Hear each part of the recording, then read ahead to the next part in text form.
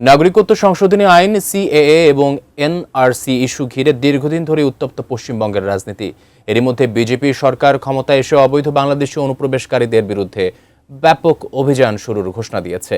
এর ধারাবাহিকতায় রাজ্যের প্রতিটি জেলায় নির্মাণ করা হচ্ছে বাংলাদেশি ও রোহিঙ্গাদের জন্য বিশেষ আটক শিবির।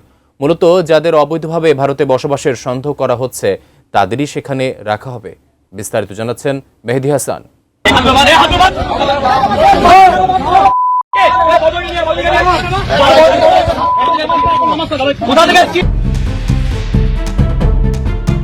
সদ্য শেষ হওয়া পশ্চিমবঙ্গ নির্বাচনে বাংলাদেশি অনুপ্রবেশ ইস্যুটি ছিল সবচেয়ে আলোচিত রাজনৈতিক বিষয়গুলোর একটি।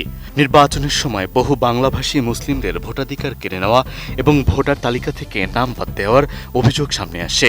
আর এই ইস্যুকেই বড় রাজনৈতিক হাতিয়ার হিসেবে ব্যবহার করে বিপুল ভোটে ক্ষমতায় আসে বিজেপি। সরকার গঠনের পর থেকেই কথিত অবৈধ অনুপ্রবেশকারীদের শনাক্তে জোরদার তৎপরতা শুরু করা হয়। এরই ধারাবাহিকতায় এবার পশ্চিমবঙ্গের প্রতিটি জেলায় বিশেষ হোল্ডিং সেন্টার তৈরির নির্দেশ দিয়েছে রাজ্য সরকার। উন্নত মানের কাঁচামাল আরআইএল অ্যাঙ্গেল এন্ড চ্যানেল, এখন কাঠের দিন শেষ, আরআইএল এর বাংলাদেশ।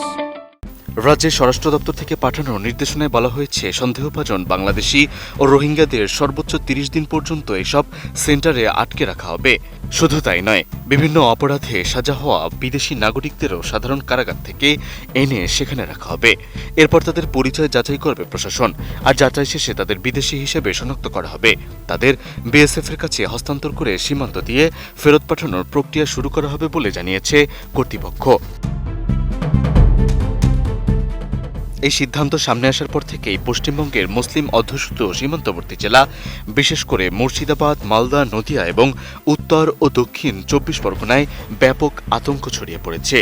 ভারতীয় সংবাদ মাধ্যম দ্য টেলিগ্রাফে প্রকাশিত এক প্রতিবেদনে বলা হয়েছে, স্থানীয়রা অভিযোগ করেছে ভোটার তালিকা সংশোধনের নামে বহু বাংলাভাষী মুসলিমের নাম সাময়িকভাবে স্থগিত বা বাদ দেওয়া হচ্ছে। পাশাপাশি সামান্য নথিগত ভুল বানানের অসঙ্গতি কিংবা নামের মিল পেলেও অনেক ভারতীয় মুসলমানকে বাংলাদেশি তকমা দিয়ে রাজ্য থেকে বের করে দেওয়ার হুমকি দেওয়া হচ্ছে। আর এ কারণেই সীমান্তবর্তী এলাকাগুলোতে সাধারণ মুসলিমদের মাঝে অনিশ্চয়তা ও উদ্বেগ আরও বাড়ছে।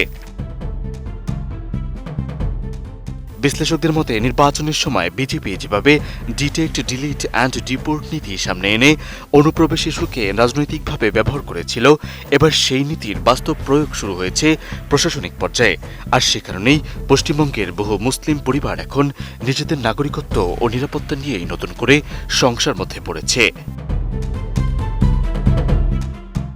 মেহেদী হাসান, এটিএন নিউজ।